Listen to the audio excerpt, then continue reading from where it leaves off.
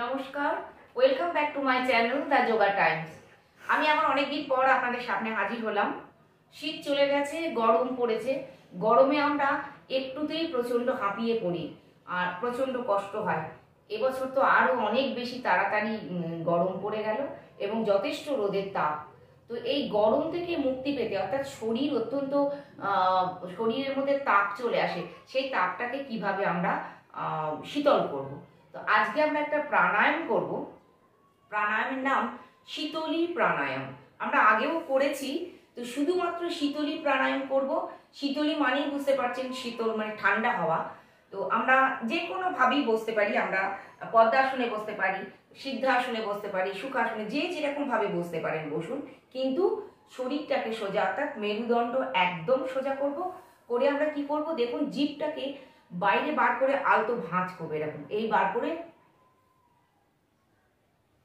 এরকম ভাঁজ করব, করে হাওয়াটা টানবো ভেতর থেকে, অর্থাৎ শ্বাস নেব, বাইরে থেকে হাওয়া নিয়ে ভেতরে ঢোকাবো। দেখুন,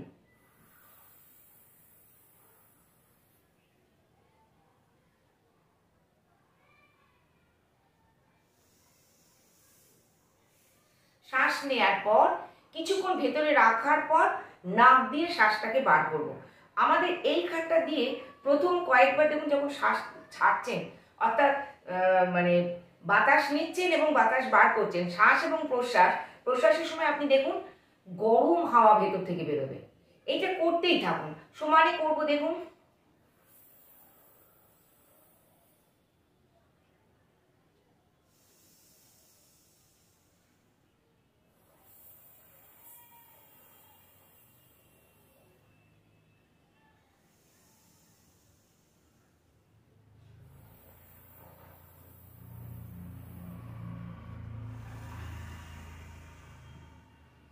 এইরকম ভাবে করতে করতে 10 থেকে 12 বার করার পর প্রথমে 1-2 বার আপনারা পরীক্ষা করে দেখে নেবেন।